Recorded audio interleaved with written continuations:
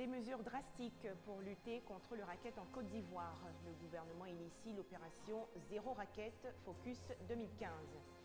Toujours en Côte d'Ivoire, l'élaboration d'un plan d'action national pour protéger la biodiversité. Des experts environnementaux participent à un atelier. Enfin, satisfaction en France après la libération de l'otage Serge Lazarevitch. 19h30, Madame, Monsieur, bonsoir et bienvenue dans votre édition. La Côte d'Ivoire déterminée à lutter contre le racket. Le gouvernement ivoirien initie pour cela une caravane de sensibilisation dénommée Zéro Racket Focus 2015. Il s'agit de sensibiliser les policiers et gendarmes de Côte d'Ivoire, leur image étant ternie en raison des mauvaises pratiques telles que les tracasseries routières et autres abus. L'opération a été lancée hier par l'unité de lutte contre le racket. Elle va s'achever le 19 décembre prochain. Les explications de Koné Adama. Rassemblement des agents de police du district de Cocody ce lundi matin sur l'esplanade du commissariat de police du 8e arrondissement. Face à eux, le commandant de l'unité de lutte contre le racket. Il vient expliquer les nouveaux enjeux de la lutte contre le racket. Ce, afin de faire des policiers des acteurs majeurs de la performance de l'économie ivoirienne.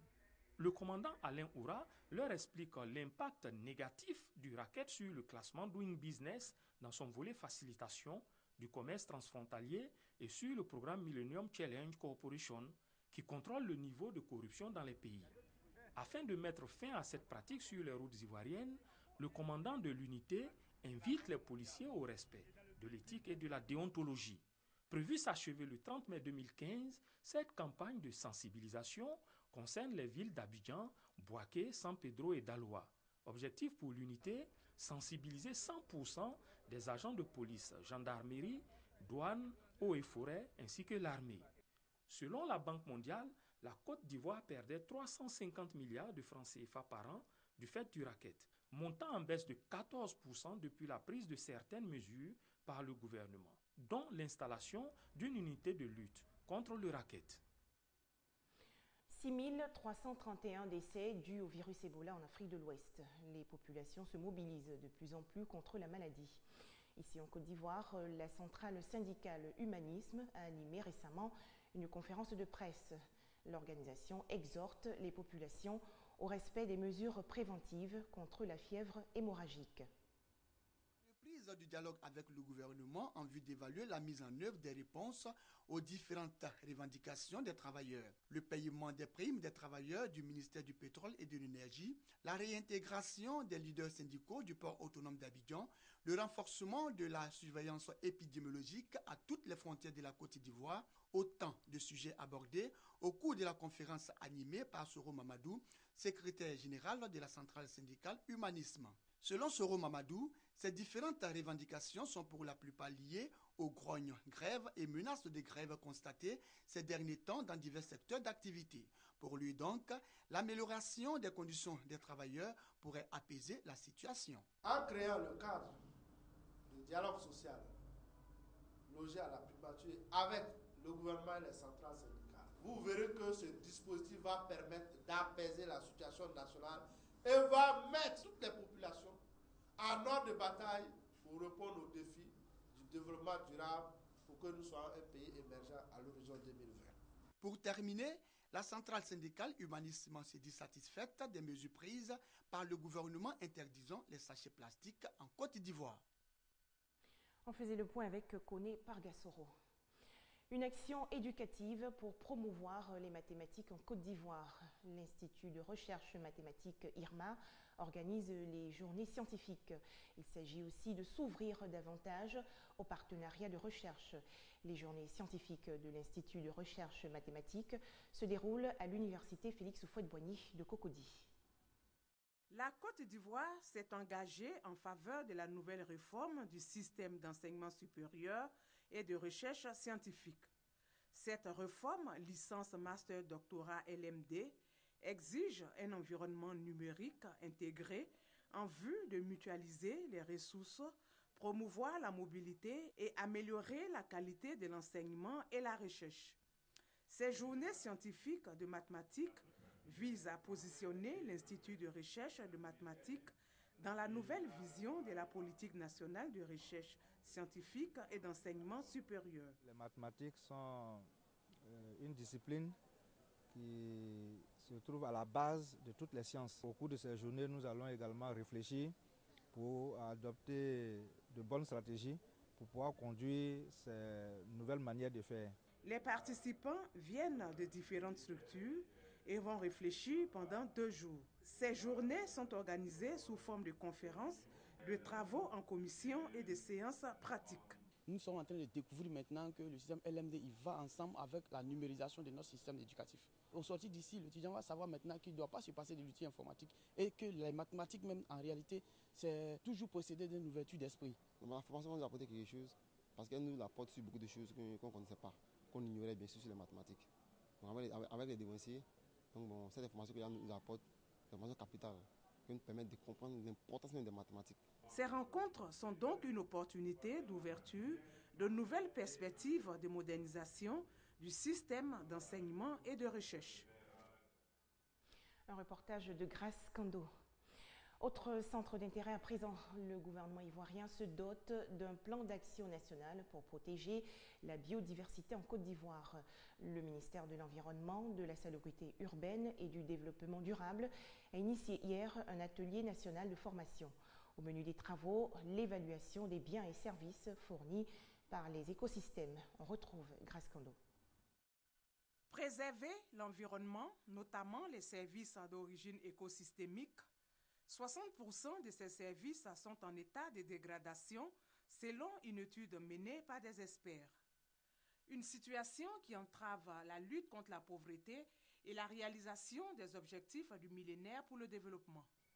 Alors, pour remédier à la situation, un atelier national de formation sur l'évaluation des biens et services fournis par les écosystèmes est organisé. L'initiative est du ministère de l'Environnement, de la Salubrité urbaine et du Développement durable en partenariat avec le Programme des Nations Unies pour l'environnement.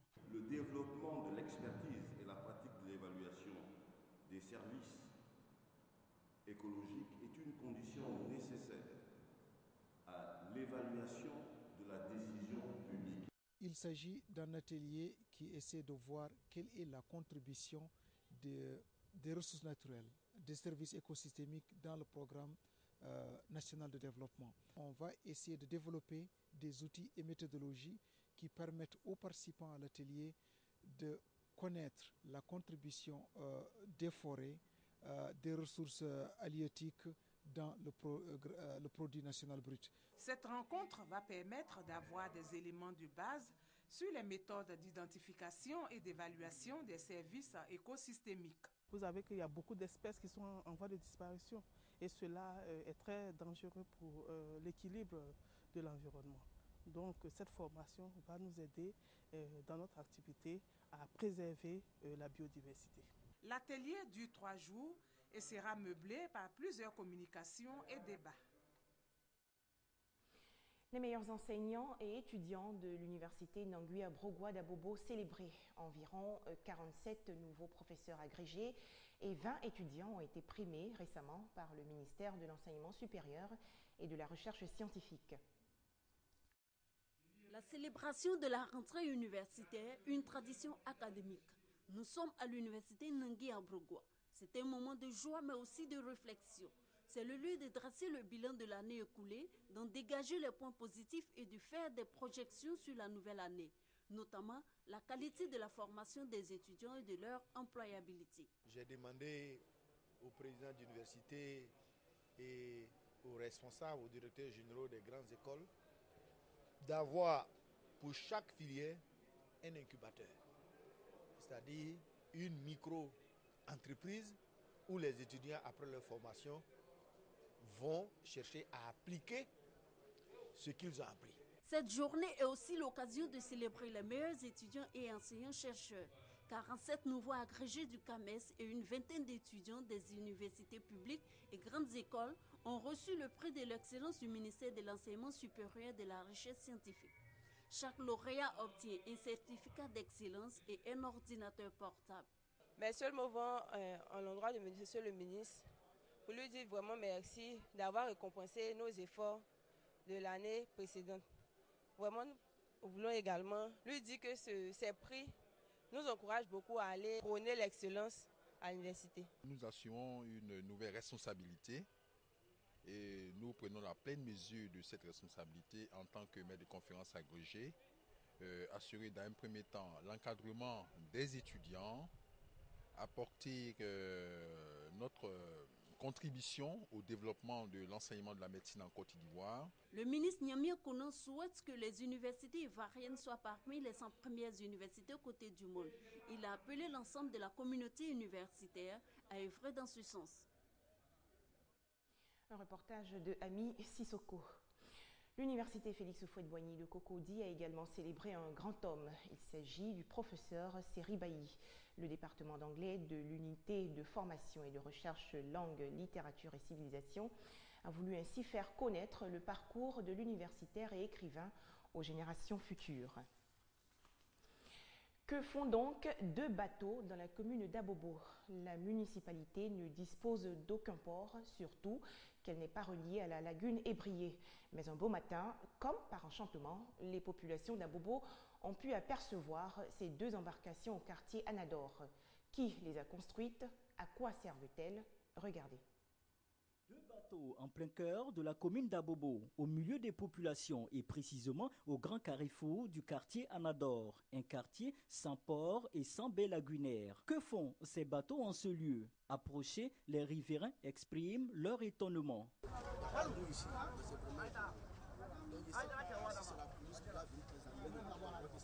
Je n'ai jamais vu le bateau en ville comme ça, c'est la première fois de voir le bateau.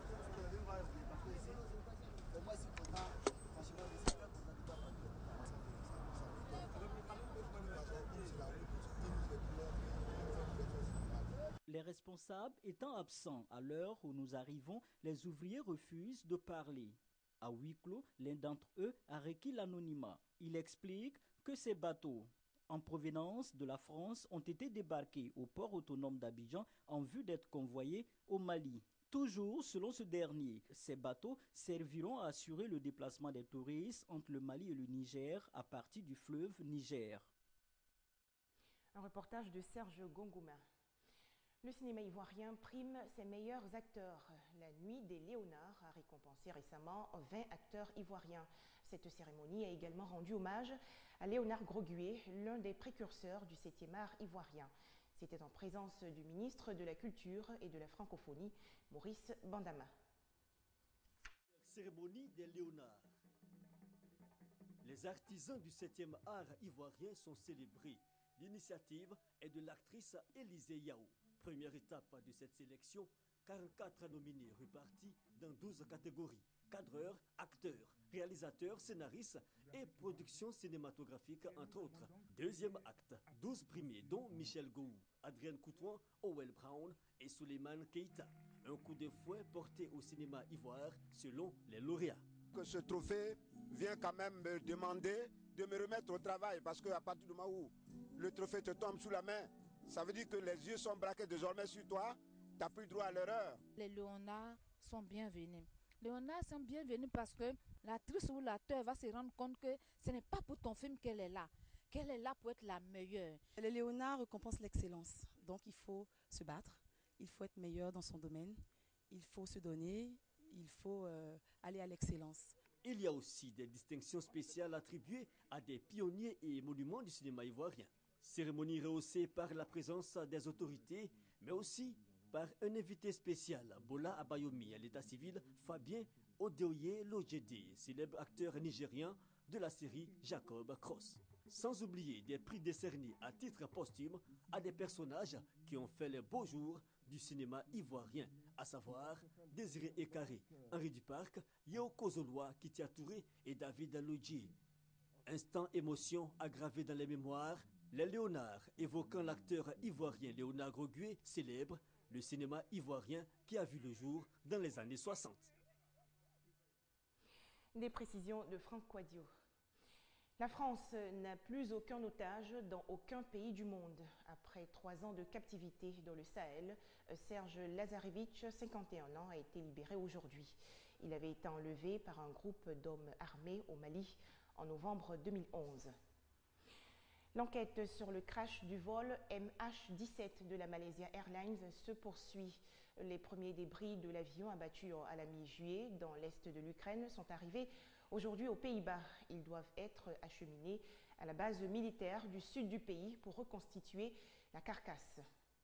Enfin, après les ravages du typhon Agupit, les Philippines font face à un nouveau drame. 11 personnes ont été tuées et 16 autres blessées aujourd'hui dans l'explosion d'une bombe à bord d'un autocar dans le sud du pays. De nombreux étudiants figurent parmi les victimes. Voilà, ce sera tout pour ce soir. Très bonne suite des programmes sur RTI2.